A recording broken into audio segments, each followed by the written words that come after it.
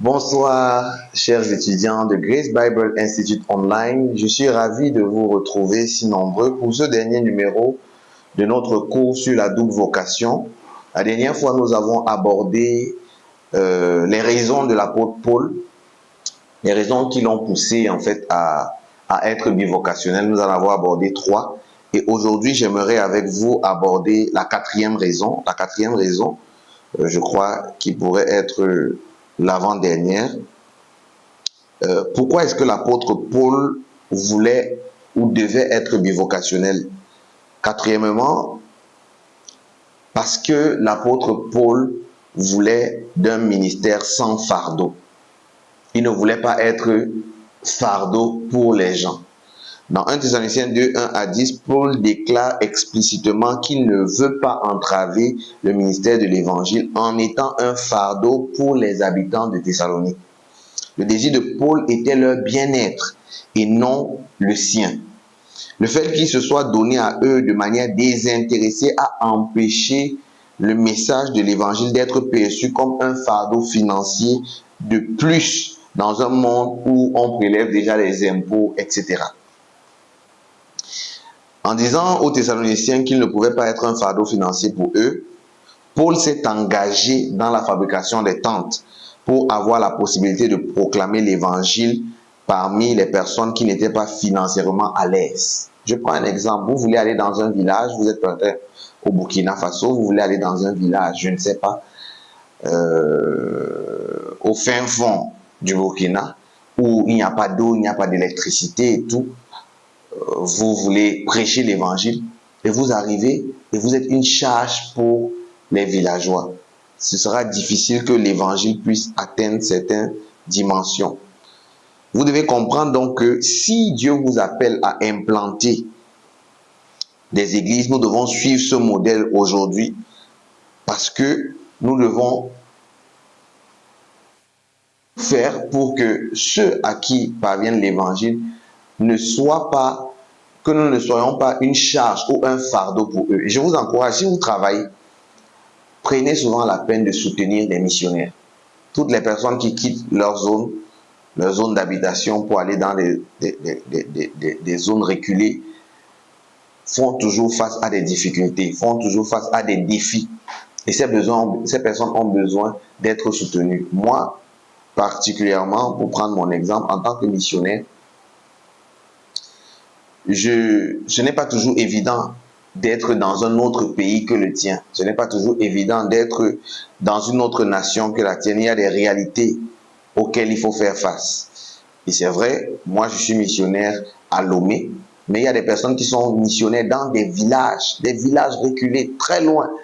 Des personnes qui sont dans des lieux où il n'y a pas d'eau, il n'y a pas d'électricité. Si vous êtes appelé à servir Dieu et que vous travaillez, aujourd'hui vous devez commencer à penser, à budgétiser comment vous pouvez aider des missionnaires, comment vous pouvez soutenir des missionnaires.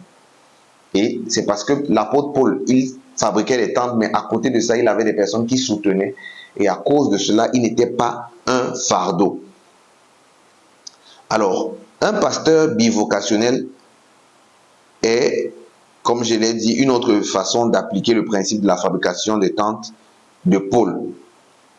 Et c'est une manière justement d'appliquer, ou alors de soulager les efforts missionnaires contemporains. Si vous êtes dans la double vocation, c'est une grâce pour vous. Si vous travaillez, vous avez un salaire, vous devez voir en ça une possibilité de soulager l'œuvre missionnaire, où que vous vous trouvez. La Bible justifie que certains implanteurs d'églises s'appuient à la fois sur le financement d'églises établies et sur le financement d'autres églises. Ça veut dire que je vais dans un village, j'ai une église en backup qui me soutient, mais en même temps, j'ai une église en backup qui me soutient, mais en même temps, la petite église que je suis en train de l'idée peut me soutenir, mais vraiment de manière très, très, très, très légère. Parce que imaginez-vous qu'une église où les offrandes sont de 5 000 francs ou de 3 000 francs, comment peut-on prendre en charge un missionnaire? C'est pourquoi chaque missionnaire devrait travailler. Et le fait qu'un homme de Dieu travaille, ça, j'aimerais quand même mettre une emphase dessus. Le fait qu'un homme de Dieu travaille ne veut pas dire que l'Église ne doit pas s'occuper de lui. Parce que c'est une bénédiction pour l'Église de s'occuper de son ministre. L'apôtre Paul a d'ailleurs dit que pour lui, c'était un droit. C'est un droit pour un homme de Dieu d'être béni par son Église financièrement.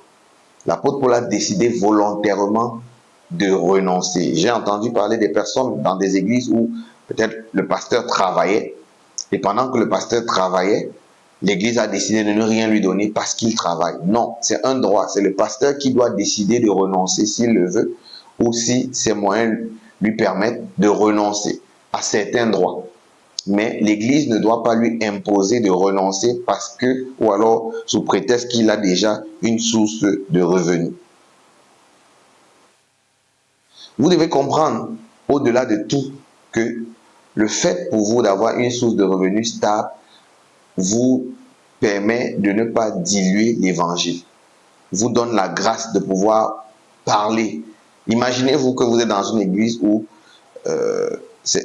cette église paye votre loyer, cette église paye la facture de vos enfants malades, cette église, etc. Ou alors les personnes nanties de l'église s'occupent de toutes ces choses. Pensez-vous que vous seriez à mesure de prêcher et d'être rigoureux sur certaines choses si ce n'est pas par la grâce de Dieu? C'est pourquoi c'est pourquoi les ministres de Dieu sont encouragés à travailler d'eux-mêmes. Nous allons y revenir. Comment est-ce que ces ministres de Dieu peuvent travailler d'eux-mêmes? Nous allons y revenir. Donc, le fait d'être indépendant financièrement, de ne pas dépendre totalement de l'Église, vous donne la possibilité de dire avec ferveur tout le message de l'Évangile. Maintenant, de l'époque biblique à la nôtre,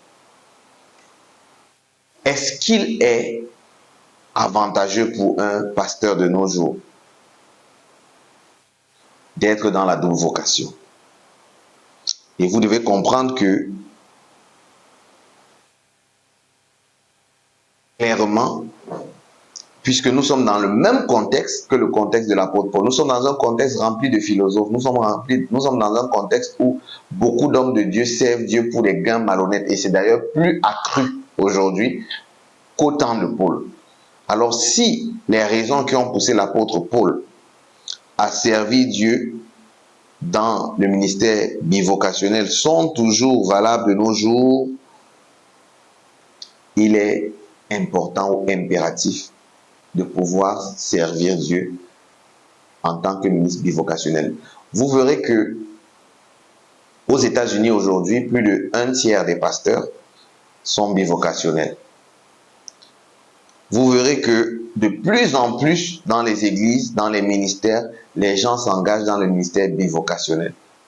Parce que les hommes de Dieu se sont rendus compte de la nécessité pour eux-mêmes d'être une bénédiction pour les gens autour d'eux.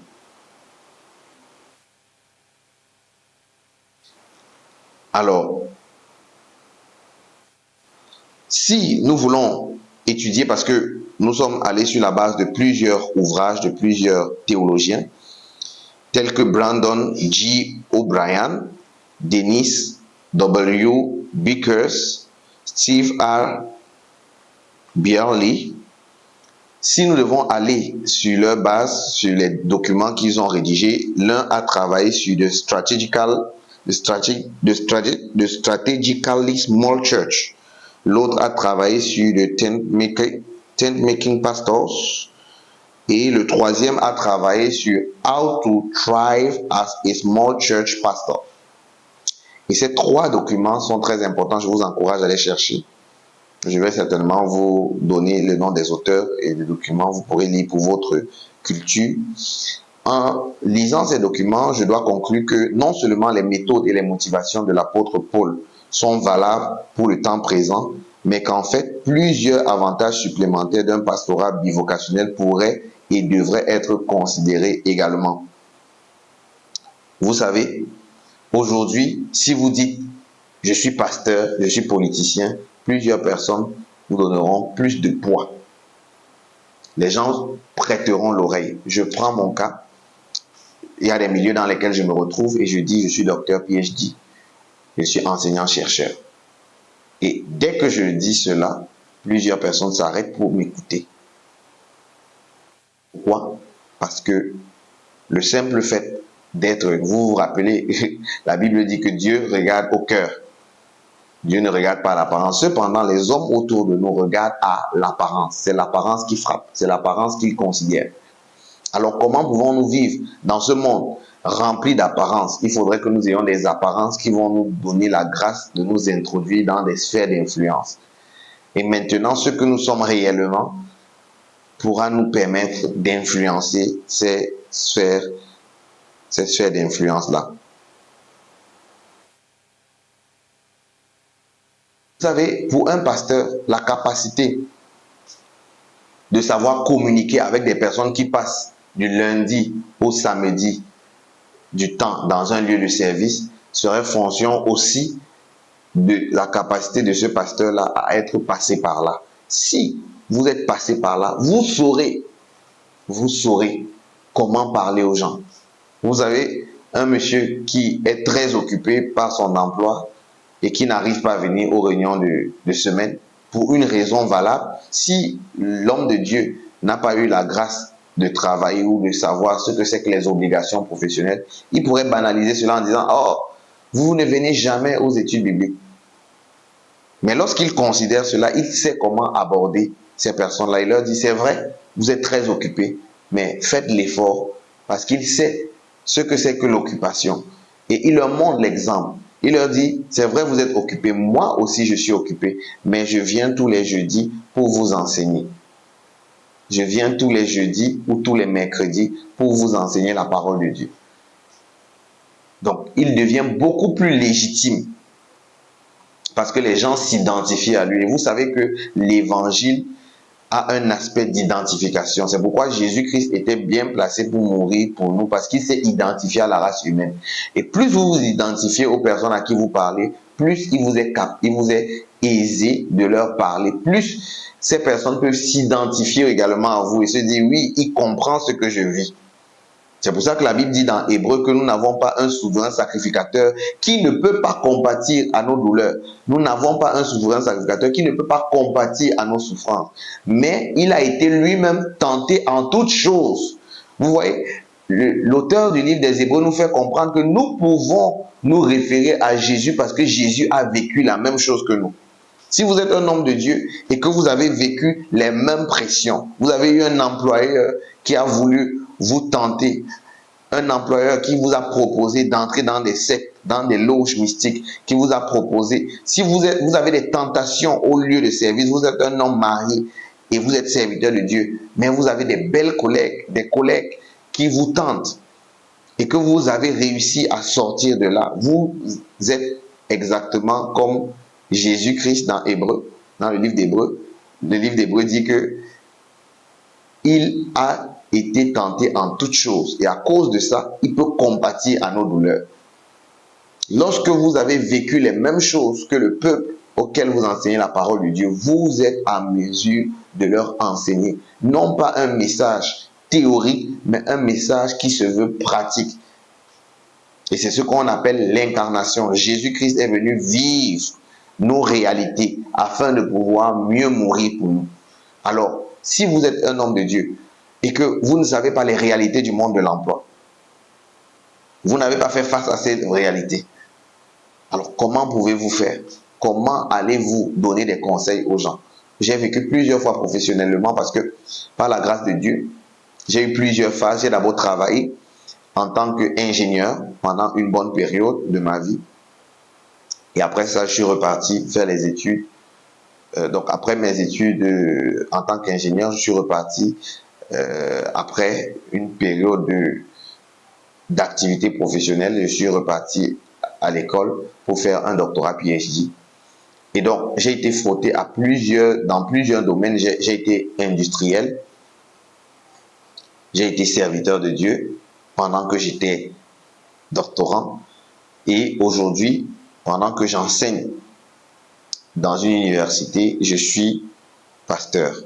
Donc, aujourd'hui, je peux m'identifier à ceux à qui je porte la parole de Dieu. Je peux leur dire, c'est possible de ne pas se compromettre dans ce monde.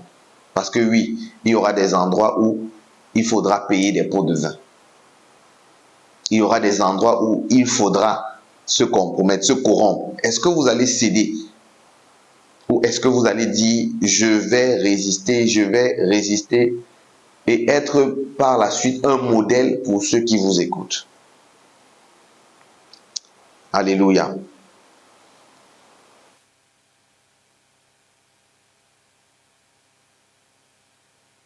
Alors, la réponse finale de Dieu au problème du péché n'était pas de changer le monde de l'extérieur. Il n'est pas resté à l'extérieur et il a dit, ok, je vous envoie le changement. Non. Dieu lui-même, il est venu à l'intérieur. Il s'est incarné.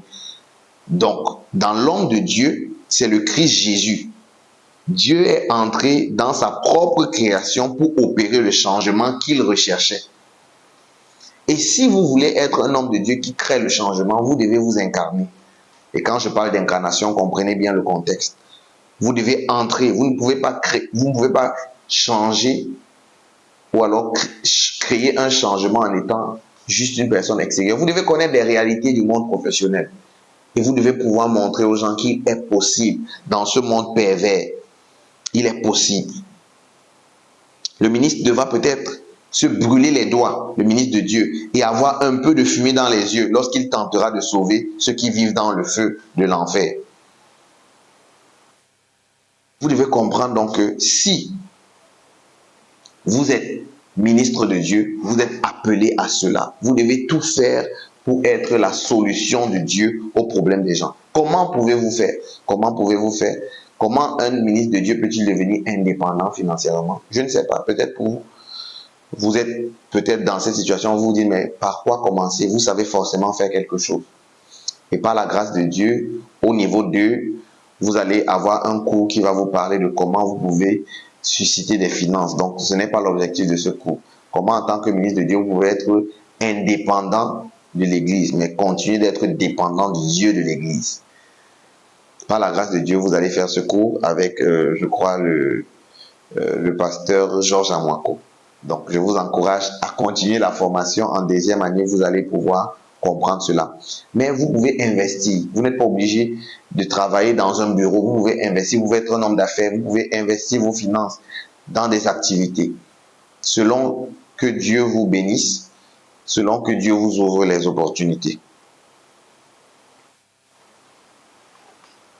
Alors, c'est vrai, il ne faut pas le nier, il ne faut pas l'ignorer. Le ministère bivocationnel a des réalités, fait face à beaucoup de défis. Beaucoup de défis.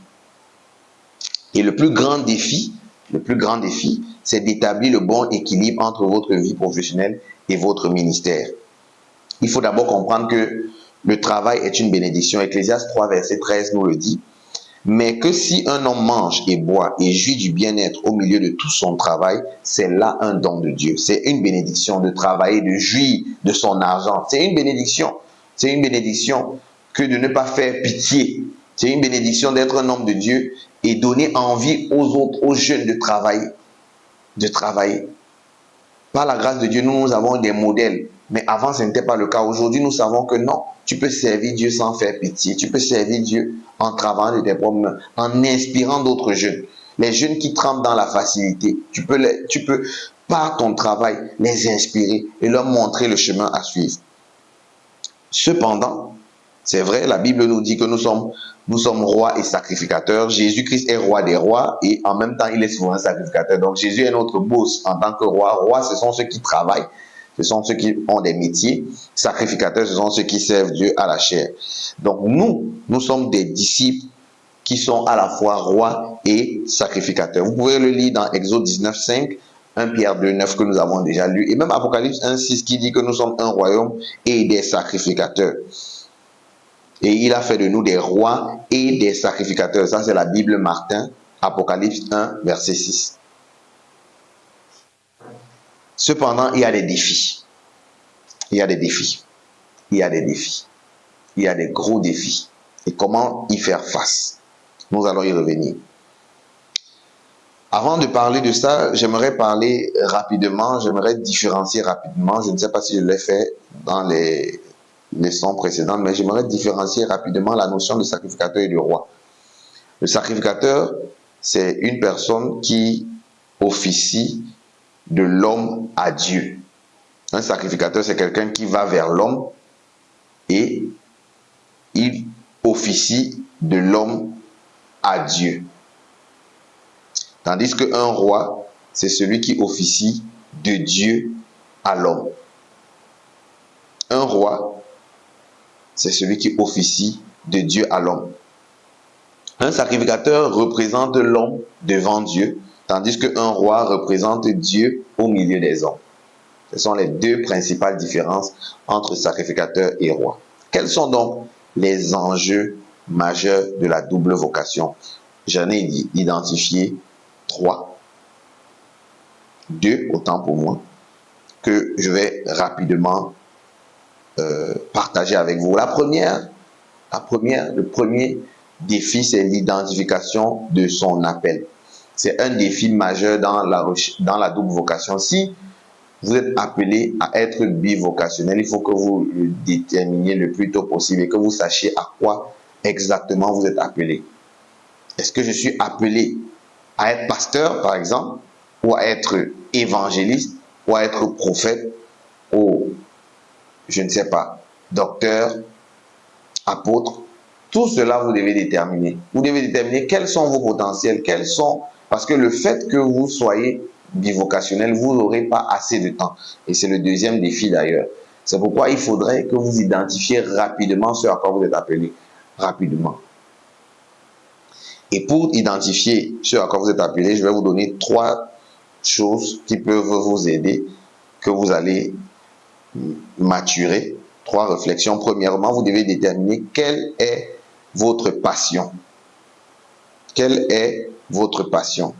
Et regardez Ésaïe 64, verset 8. Quelle est votre passion? Ésaïe 64, verset 8. Deuxièmement, quels sont vos dons? Quels sont vos dons?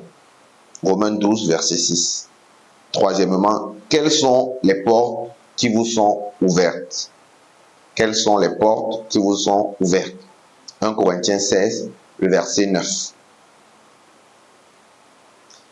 Plus vite vous identifierez à quoi vous êtes appelé, plus vite vous serez efficace entre les mains de Dieu. Si je dois prendre mon témoignage, parce que j'aime bien parler de mon témoignage pour pouvoir également parler de l'incarnation, très vite, j'ai su que j'étais appelé au ministère, très jeune, vraiment très petit. J'ai eu la grâce de grandir dans une famille chrétienne. Et déjà très jeune, dans ma tendre enfance, 6 ans, 7, 8 ans, je savais déjà que je devais servir Dieu. J'avais des révélations, des rêves prophétiques où je me voyais en train de servir Dieu. Mais j'ai grandi avec cette conscience-là. Ça veut dire que mes choix ont été dictés en fonction de ça. Je n'ai pas pris de décision, je n'ai pas pris de choix sans consulter Dieu. Et je me rappelle très bien, il y a des années en arrière, plus de environ 10 ans, j'étais au contact d'un homme de Dieu et il m'a dit, littéralement, c'est une parole que j'ai gardée, il m'a dit: tu sais que tu as l'appel de Dieu sur ta vie. C'est vrai, Dieu te fait grâce d'aller vite et bien dans les études. Dieu te fait grâce d'être intelligent, de comprendre certaines choses rapidement, d'être brillant. Mais n'oublie pas que Dieu t'a appelé avant tout au ministère. Et tout ce que tu fais aujourd'hui comme étude, c'est pour servir à la gloire de Dieu. Et à partir de ce moment, je suis devenu beaucoup plus conscient de cela. Donc, je n'ai pas pris de décision professionnellement parlant sans toutefois être conscient de ce à quoi Dieu m'appelait. Donc, jusqu'à aujourd'hui, j'ai toujours travaillé au sens des priorités. Et c'est ça que je veux appeler la gestion du temps, qui est le deuxième défi, le deuxième enjeu majeur de la double vocation, la gestion du temps. Si vous voulez créer un impact en tant que bivocationnel, vous devez savoir gérer votre temps. Pourquoi je vous ai donné ce témoignage? Pour vous expliquer que la gestion du temps passe par la gestion des priorités. Professionnellement parlant, je travaillais en Côte d'Ivoire, à Yamoussoukro, sur un projet et tout. Et quand j'ai terminé le projet, j'étais en train de voir comment m'orienter en Côte d'Ivoire. J'avais une possibilité d'opportunité qui était quand même très intéressante, avec un salaire très alléchant. Et pendant que je réfléchissais à ça, comme Dieu a dit dans Acte, je crois, chapitre 13 ou 14, Dieu a dit, mettez-moi à part Paul pour l'œuvre à laquelle je l'appelle. C'est ce que Dieu a dit me concernant. Donc pendant que j'étais en train de postuler pour une opportunité pour laquelle j'étais recommandé fortement, le Seigneur m'a fait comprendre que je devais venir à Lomé pour le servir. Et j'ai tout laissé. Sans consulter la chair et le sang, j'ai laissé l'opportunité que j'avais. Je me suis retrouvé à Lomé depuis février. Je me suis retrouvé à Lomé. J'ai mis pause sur tout. J'ai mis une pause sur ma vie parce que j'ai compris ce que c'est que la gestion des priorités. J'ai su que Dieu m'appelait pour cette saison à Lomé pour servir en tant que ministre de Dieu. Pour cette saison à Lomé. Donc depuis février 2024, je sers à Lomé. Pourquoi j'ai dû accepter cela? Parce que je savais que mon appel était lié à ça. Et je savais que pour le royaume, en ce moment, ma priorité, c'était ça. Et au bout de quelques mois, par la grâce de Dieu, j'ai trouvé des opportunités. J'ai commencé à trouver une opportunité, mais je sais que Dieu va ouvrir d'autres. Mais j'aimerais vous dire que si vous êtes un ministre de Dieu bivocationnel, vous devez savoir gérer votre temps. Vous devez savoir gérer vos priorités. Si vous ne savez pas gérer vos priorités, vous allez passer à côté du projet de Dieu pour vous. Vous devez savoir que le temps est divin. Sa gestion aussi est divine. Et Dieu est le maître du temps. Le temps nous est prêté par Dieu. Il est le maître du temps. Dans Ecclésiaste chapitre 3, verset 1, la Bible établit cela. Et même dans Genèse 1, verset 31. Dieu est le maître du temps. Alors, il faut donc un bon équilibre. Si nous voulons vivre une vie d'homme de Dieu équilibré, de pasteur, de ministre de l'implantation des tentes, nous devons savoir jauger nos priorités et savoir qu'est-ce qui est prioritaire pour moi actuellement en cette saison. Vous devez concilier entre vie professionnelle, vie spirituelle, vie de famille. Et je peux vous assurer, quand je parle de vie spirituelle, vie professionnelle, vie de famille, ne pensez pas tout de suite que, et quand je parle de vie spirituelle, je parle de la vie ministérielle. Ne pensez pas tout de suite que la famille est au top, la vie, on va dire, professionnelle vient en dernier et la vie ministérielle vient en deuxième position. Non. Vous ne devez pas essayer de classifier ou alors hiérarchiser et de dire c'est comme ça, non. C'est l'erreur dans laquelle plusieurs personnes tombent. En fonction des saisons de votre vie, les priorités doivent varier. L'exemple que j'aime bien prendre, c'est comme les personnes qui jonglent avec 3 balles. Vous avez 3 balles si vous êtes un homme de Dieu bivocationnel. Vous avez votre ministère qui est une balle. Vous avez votre famille qui est une autre balle. Et vous avez votre profession qui est la 3e balle. Aucune balle ne doit être négligée, mais chaque balle a sa période ou son moment, le moment dans lequel elle doit être dans votre main. Et lorsque vous négligez une balle, alors que c'est le moment où vous deviez tenir cette balle va finir par tomber. Mon exemple, peut-être en tant que serviteur de Dieu célibataire, la famille n'est pas une priorité d'abord pour moi.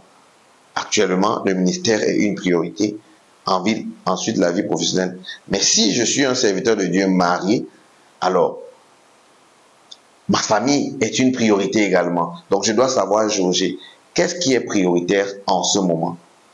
Et donc en tant que ministre de Dieu, je dois savoir qu'est-ce qui est prioritaire.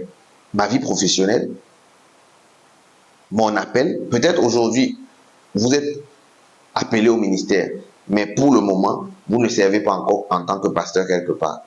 Vous n'êtes peut-être pas marié, mais vous avez une vie professionnelle qui peut être un tremplin pour vous en tant que ministre de Dieu, qu'est-ce que vous devez faire? Vous devez travailler à faire grandir votre vie professionnelle pendant que Dieu est en train de préparer les choses pour votre ministère. Vous devez tout faire pour vous sacrifier et vous donner à fond. Parce qu'un temps viendra où vous serez peut-être pasteur sur une église et vous n'aurez plus autant de temps qu'aujourd'hui. Un temps viendra où vous serez peut-être marié, où vous aurez peut-être des enfants. Vous n'aurez plus autant de temps qu'aujourd'hui. Il ne faut négliger aucune, il faut jongler avec toutes les balles. Aucune balle ne doit tomber, toutes les balles doivent être en équilibre, afin que personne ne se sente négligé. Vos enfants ne doivent pas être négligés parce que vous travaillez en même temps. Et la gestion du temps, c'est la chose la plus difficile pour les ministres de Dieu bivocationnels. Parce que c'est tellement compliqué de trouver un bon équilibre, de savoir qu'est-ce que je dois faire à quel moment. Donc, ne négligez jamais l'une de ces activités, mais faites tout pour qu'il y ait un certain équilibre. Et vous avez besoin du Saint-Esprit. Vous avez besoin du Saint-Esprit. Enfin, toujours dans la gestion de temps, vous devez tout faire pour tout programmer. Vous devez programmer votre temps. Vous devez programmer votre emploi du temps. Sinon, vous allez vous retrouver tout de suite débordé. À un moment donné, je donnais des cours du soir. Et pendant la semaine où je donnais les cours du soir, je donnais les cours de lundi à samedi. Et en même temps, j'avais des copies à corriger.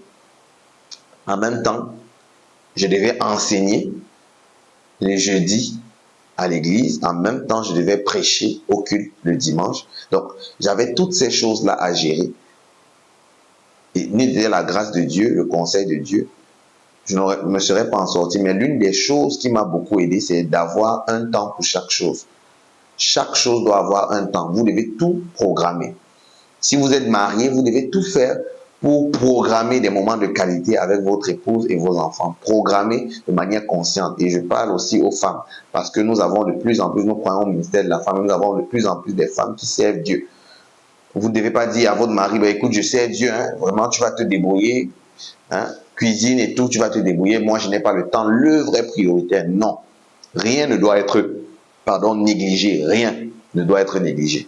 Si vous décidez de négliger votre famille au détriment de l'œuvre de Dieu, vous allez souffrir plus tard, parce que plus tard, les gens de votre ministère vous laisseront peut-être, mais les membres de votre famille seront avec vous. Quand vous serez vieux et que vous ne serez plus utile à ces personnes-là, elles vont vous oublier. Aussi, il ne faut pas négliger l'œuvre de Dieu à cause de votre famille. J'ai vu des hommes de Dieu négliger l'œuvre de Dieu à cause de leur famille. Ils sont prêts à renoncer à un moment d'études bibliques, d'enseignement, parce qu'ils veulent passer du temps avec leur famille. Et ça aussi, c'est un piège des pasteurs des temps modernes. Vous vous retrouvez en train de négliger l'œuvre que Dieu vous a confiée. Parce que chaque pasteur rendra compte de chacune de ses brebis. Vous passez tellement du temps avec votre famille au point de négliger totalement l'église. Vous n'avez pas du temps pour votre église, vous n'avez pas du temps pour les membres de cette église, alors que vous êtes censé être un berger. Un berger, c'est celui qui prend soin. Et pour prendre soin, il faut prendre des moments de qualité. Chaque brebis, la Bible dit que mes brebis entendent ma voix. En tant que berger, votre brebis doit pouvoir partager avec vous les difficultés, les moments, les problèmes, etc. Et l'une des clés pour pouvoir garder cet équilibre-là, c'est savoir déléguer les tâches. C'est quelque chose qui va vous aider. En famille, savoir déléguer. Si vous êtes marié, vous avez des enfants, vous devez savoir déléguer. S'il y a des choses que, par exemple, des réunions de parents d'élèves où le père doit aller, la maman peut aller parce que le papa a des responsabilités. Mais le papa peut programmer, par exemple, une sortie avec ses enfants le samedi pour pouvoir passer du temps avec eux. C'est une manière de déléguer. À l'église, vous devez savoir déléguer. Lorsque vous n'êtes pas là, comment est-ce que ça se passe? Est-ce que c'est vous qui dirigez tout à l'église? Au lieu de service, vous devez savoir déléguer. Vous devez avoir un programme bien structuré. Et j'aimerais vous dire qu'au-delà de tout, au-dessus de tout ça, vous devez compter sur Dieu. Vous devez compter sur le Seigneur, parce que ce n'est que le Seigneur qui va vous donner la grâce. Il va vous donner la grâce d'être plus efficace. Vous allez peut-être passer 2 heures de temps avec votre femme. Dieu va vous donner la grâce de pouvoir passer 2 heures de qualité avec elle. Vous allez peut-être passer 7 heures de temps au boulot, 5 heures de temps au boulot. Il va vous donner la grâce de pouvoir passer 5 heures de qualité. Ce que les gens feront en 10 heures, vous le ferez en 2 heures. C'est pourquoi Dieu a donné un esprit supérieur à Daniel et ses compagnons. Ce que les gens faisaient, prenaient du temps pour faire, eux, ils le faisaient rapidement à cause de l'onction de Dieu sur leur vie. Nous avons besoin de l'onction de Dieu pour couler dans la double vocation. Je me pose souvent la question, comment est-ce que l'apôtre Paul faisait le travail d'implanter les tentes? Ce n'est pas un travail intellectuel, c'est un travail physique qui demande de l'effort, de l'énergie. Il faut être coriace. Mais l'apôtre Paul le faisait en même temps. Il finissait de le faire. Il se retrouvait en train de prêcher l'évangile. Il se retrouvait en train d'enseigner, de chasser les démons. Waouh! J'aimerais m'arrêter ici pour ce cours et élever une prière pour vous au Seigneur. J'aimerais prier que le Seigneur vous aide. Que le Seigneur vous aide à être des modèles. À être des modèles pour votre génération. Que le Seigneur vous aide à être des modèles de bivocation. Qu'il vous donne la grâce d'être des ministres de Dieu qui n'avaient point à rougir, mais qui dispensent avec efficacité la parole de vérité. Seigneur, bénis tes serviteurs, tes servantes, et que tous soient des canaux entre tes mains. Qu'ils soient, Seigneur, efficaces dans leur lieu de service, qu'ils soient efficaces dans leur église locale, qu'ils soient efficaces dans leur famille, au nom puissant de Jésus. Merci de les bénir et de leur faire du bien, au nom puissant de Jésus-Christ. Amen. Avant de clôturer ce cours, de clore ce cours, j'aimerais qu'ensemble nous puissions suivre un témoignage de l'apôtre Abraham Gadji, que vous connaissez parce que certainement vous avez lu son ouvrage sur la double vocation. Alors, nous avons tenu à ce qu'il partage avec vous son expérience professionnelle en tant qu'apôtre et professeur des universités. Nous avons plusieurs exemples dans le monde séculier, dans ce siècle, de pasteurs qui sont bivocationnels, mais nous voulons que vous puissiez l'écouter et que vous puissiez en tirer des leçons. Que le Seigneur vous bénisse et nous donnons rendez-vous certainement pour un prochain cours. En attendant, nous vous disons shalom.